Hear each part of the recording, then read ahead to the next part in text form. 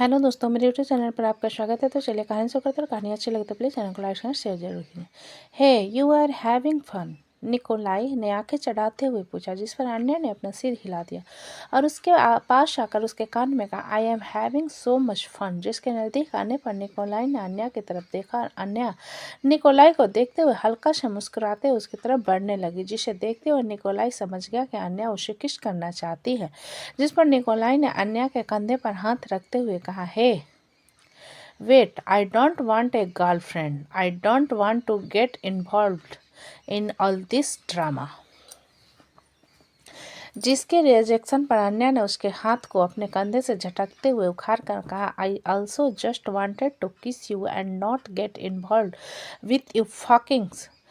इतना कहकर अन्या गुस्से में काउंटर की तरफ चली गई, जहां पहुंचकर वो ड्रिंक के ऊपर ड्रिंक करने लगी, जिसे वहां खड़े लड़के इंटेंस भरी नजरों से ऊपर से लेकर नीचे तक देखने लगे। अन्या नशे में झूम रही थी, जिसे देखते हुए लड़के अन्या के पास आकर उसे और ज़्यादा ड्रिंक ऑफर करने लगे, जिन्हें पीते हुए अन्या मुस्कुराते हुए उनके साथ डांस करने लगी। जब उनमें से एक दो लड़के उसे गलत जगह टच करने लगे, तब अन्या ने नशे में उन्हें खुद से दूर करने की कोशिश की, लेकिन उसके ऊपर नशा भारी था। जब एक मजबूत हाथ ने आकर अन्या के कलाई को कस कर पकड़ लिया, जिस पर अन्या ने चौंकते हुए आगे देखा, जहां नाक और आंखों में ढेर सारा गुस्सा लिए दक्षित बुरी तरह अन्या को घूर रहा था, जिसे देखते हुए अन्या मुस्कुराते हुए उसके पास आकर बोली, हे बेबी। ये कहते हुए अन्या ने दक्षित को गले लगा लिया, जिसे कमर से पकड़ते हुए दक्षित ने अपनी गोद में उठा लिया और एक नज़र सामने खड़े लड़कों पर डालने के बाद अन्या को लेकर क्लब से बाहर चला आया, जहां बाहर आने के बाद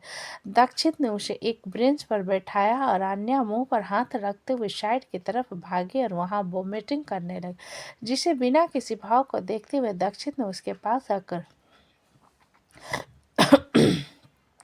उसके कैप को निकालकर अपने सिर पर पहन लिया और उसके बालों को समेटते उसके पेट को थपथपाने लगा। कुछ देर बाद अन्या जब नॉर्मल हुई, तब दक्षित ने उसे दुकान से खरीद कर पानी की बोतल दे दी, जिसे अन्या पीने लगी, लेकिन अभी वो नशे में ही थी। आधी बोतल खाली करने के बाद अन्या ने बोतल को दक्षित को दे दिया और वहीं पर चुपचाप बैठकर उबासी लेने लगी, जिसे देखते हुए दक्षित ने उसके हाथ को पकड़कर कहा, लेट्स गो। उस हरामी के पिल्ले ने मुझे रिजेक्ट कर दिया। मैं उसे किस करना चाहती थी और उसने मुझे कहा कि उसे ये सब तमाशा नहीं चाहिए। मैं उसे छोड़ूंगी नहीं, अन्या ने गुस्से से कहा, जिसकी बातों को सुनते हुए दक्षित ने अन्या को घूर कर देखा और उसे अपनी तरफ खींचते हुए कहा, चलो, मेरे पैर दुख रहे हैं, मैं नहीं चल सकती, तुम मुझे अपनी गोद में उठाओ।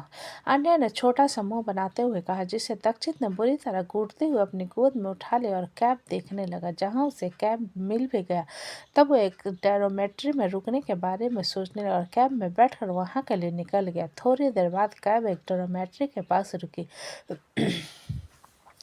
तब दक्षित ने एक रूम ले लिया और अन्या को लेकर वहां चला आया। अन्या ने पूरे रास्ते उसे परेशान कर दिया था, जिस कारण दक्षित ने उसे लाकर सीधा बिस्तर पर पटक दिया, तो अन्या बड़बड़ाते हुए लेट गई, जिसे देखते हुए दक्षित ने अपनी जैकेट निकाली और वॉशरूम में जाकर फ्रेश हुआ।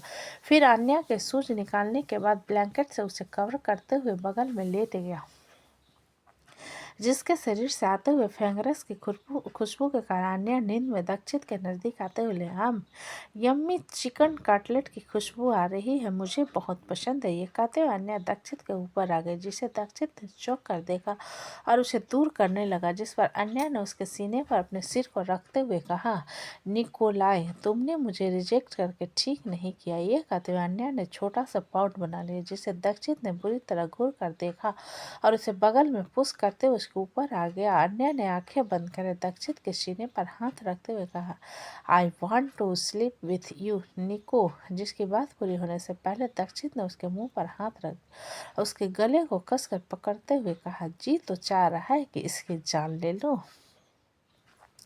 ये कहते हुए उसका चेहरा गुस्से से भर गया था, लेकिन अन्या के गुलाबी होठों को देखते हुए दक्षित ने अपनी नज़र फेर लिया और उठकर वॉशरूम में चला गया, जहां ठंडा पानी से वो शावर लेने लगा। वहीं दूसरी तरफ लॉस एंजल्स में राशि गुस्से में मन्नू के अपार्टमेंट पहुंची, जहां उसने देखा उसका अपार्टमेंट लॉक था।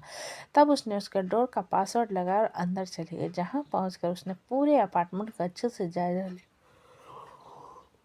और खुद से कहा उसके जैसे बोरिंग इंसान को कोई डेट भी कैसे कर सकते ही है। ये कहते हुए राशि जाकर लिविंग हॉल के सोफे पर बैठे। उसने अपने बैग से पेपर स्प्रे निकाला। उसे देखते हुए खुद से क्या वो इतना नाटक इसलिए कर रहा था क्योंकि उससे हम दोनों की दोस्ती तोड़ने थे, क्योंकि उसे गर्लफ्रेंड मिल गई थी। ये सोचते हुए राशि किचन में चले गए। वहाँ पर अपने लिए पॉपकॉर्न बनाने लगी और उसने टाइम की तरफ देखा जिसमें रात के 10 बज रहे थे। राशि ने जैसे तैसे करके कशिश को मना लिया था कि वो लोग आज नहीं कल सुबह जाएंगे, जिस पर कशिश मान भी गया था, जिस कारण राशि सीधा अभिमन्यु का अपार्टमेंट चले आए थे। जब आधे घंटे बाद राशि के मूवी प्लानिंग की सभी तैयारी हो गई तब वो अभिमन्यु के कमरे में गई और वहां से ब्लैंकेट के साथ दूसरा बिस्तर लाकर लिविंग हॉल में बिछाते हुए पूरी लाइट्स ऑफ कर टीवी ऑन करते हुए लेट गई। तभी उस एकदम से कुछ ख्याल आया और सीधा अभिमन्यु के कमरे में आई और कबर्ड को खोलते हुए बोली, इसके पास वाइन की एक लिमिटेड एडिशन थे। ये कहते हुए राशि ने दराज खोला और उसमें से एक वाइन का बोतल निकाली। फिर जाकर लिविंग हॉल में लेट गई तो पूरी बोतल के साथ ही वाइन पी रही थी। तब तकरीबन 1 घंटे बाद अभिमन्यु अपने लैब कोट को हाथ में पकड़े और दूसरे हाथ में बैग पकड़े अपार्टमेंट के अंदर आया। जहां अपार्टमेंट में इतने अंधेरे को देख वो भी चौंक गया और उसने स्विच बोर्ड को ढूंढते हुए लाइट ऑन की तो उसकी नज़र खाली 3 वाइन की बोतल पड़ गई, जिसे देख मन्नू आंखें छोटी हो गई और राशि वहां पर नहीं थी। लेकिन बिस्तर अभी भी बना पड़ा था और टीवी ऑन थी जिसमें से एक किसिंग सीन चल रही थी। मतलब जो कोई भी वहां पर था वो एक रोमांटिक मूवी देख रहा था, जिसे देखते हुए मन्नू ने खुद से कहा, मेरे घर का पासवर्ड सिर्फ 2 लोग को पता है, मुझे और राशि। ये कहते हुए उसकी आंखें छोटी हो गई और उसने अपने कदम अपने बेडरूम की तरफ बढ़ा दिए। जहां पहुंच के उसने देखा वहां पर कोई नहीं था। जब उसने बैग को सोफे पर रखा और लिविंग हॉल में आने के लिए पलटने लगा तब उसकी नज़र बालकनी की स्विमिंग पूल में नहा रही राशि पर गई, जो कि इस वक्त सिर्फ अपने अंडरगारमेंट्स में थी। जिसे देखते हुए मन्नू की मुठ्ठियां मजबूती से बंद हो गई और उसने अपने कदम बालकनी की तरफ बढ़ा दिए जहां राशि ने नशे में धूत नहा रही थी और उसे कपड़े स्विमिंग पूल के आसपास पड़े हुए थे, जिस कारण अभिमन्यु ने राशि की तरफ देखते हुए कहा, राशि। जिसकी आवाज़ सुन राशि ने पलटकर अभिमन्यु की तरफ देखा और मुस्कुराते हुए कहा, अभी तुम आ गए। मुझे न बहुत गर्मी लग रही थी इसलिए मैं स्विमिंग पूल से मैं नहा रही थी। Cool, so come on out no. ये कहते हुए मन्नू ने राशि की तरफ अपने हाथ बढ़ा दिए, जिसके हाथ की तरफ देखते हुए राशि ने अपना सर नहीं में हिला दिया। नो, मैं नहीं जाऊंगी। राशि पानी से बाहर आओ, अभिमन्यु ने सख्त लहजे में कहा, जिस पर राशि अपने पीछे होते हुए कहा, नहीं, मैं नहीं आऊंगी, मुझे यहाँ अच्छा लग रहा है। ये कहते हुए राशि पीछे जाने लगी, जिसे अभिमन्यु ने गुस्से से देखा और वहां से अपने बेडरूम की तरफ चला।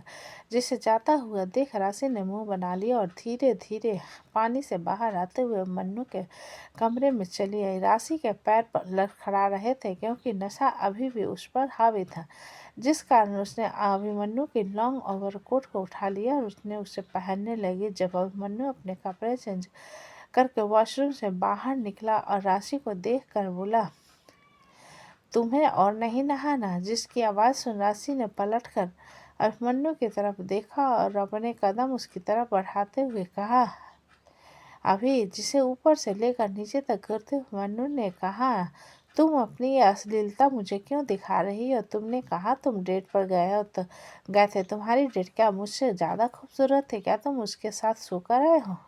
ये कहते हुए राशि अभिमन्यु के सामने आकर खड़ी हो गई, जिसे देखते हुए अभिमन्यु ने कहा, तुम्हें अपने घर जाना चाहिए। क्यों? मेरी इन हॉटनेस को तुम बर्दाश्त नहीं कर पा रहे हो? राशि ने आंखें चढ़ाते हुए पूछा, जिसके बाद पर मन्नू ने अपने दांत पीसते हुए कहा, राशि, अपने लिमिट्स में रहो।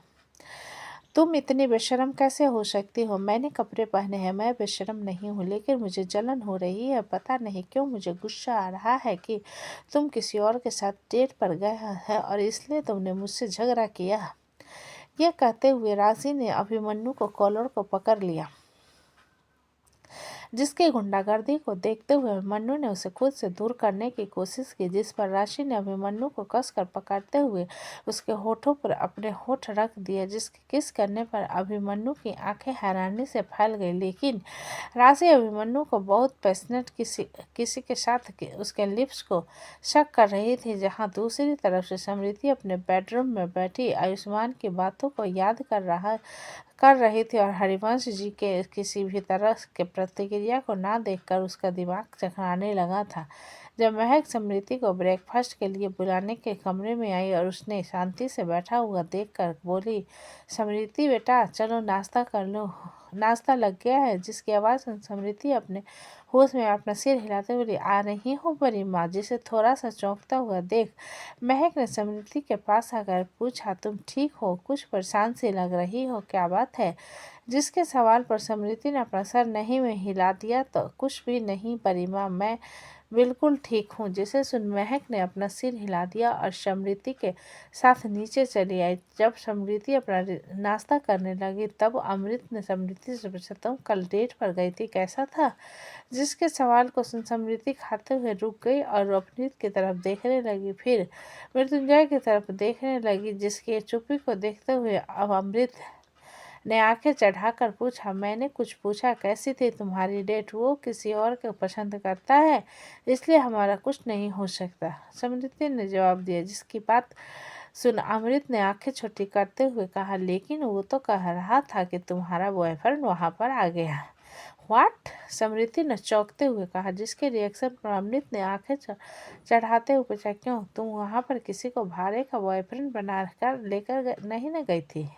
जिसके सवाल पर समृद्धि के पास कोई जवाब नहीं था। तब वर्तिका ने धीरे से समृद्धि से पूछा, दीदी आप किसी को डेट कर रही हो? हाँ, समृद्धि ने धीरे से जवाब दिया। जिसके जवाब को सुन वर्तिका के होठों पर एक मुस्कान आ गई। उसने अपना सिर हिला दिया। तो जब मृत्युंजय ने अपनी चुप्पी तोड़ते हुए समृद्धि से कहा, so you decided that you would marry him? Yes, Samriddhi ने जवाब दिया। जिसकी बातों को सुनते वहां बैठे सभी लोग कंफ्यूजन में हो गए। अमृत ने मृत्युंजय से पूछा, किसकी बात कर रहे हो? हमारे एक्स दामाद आयुष्मान चौधरी की।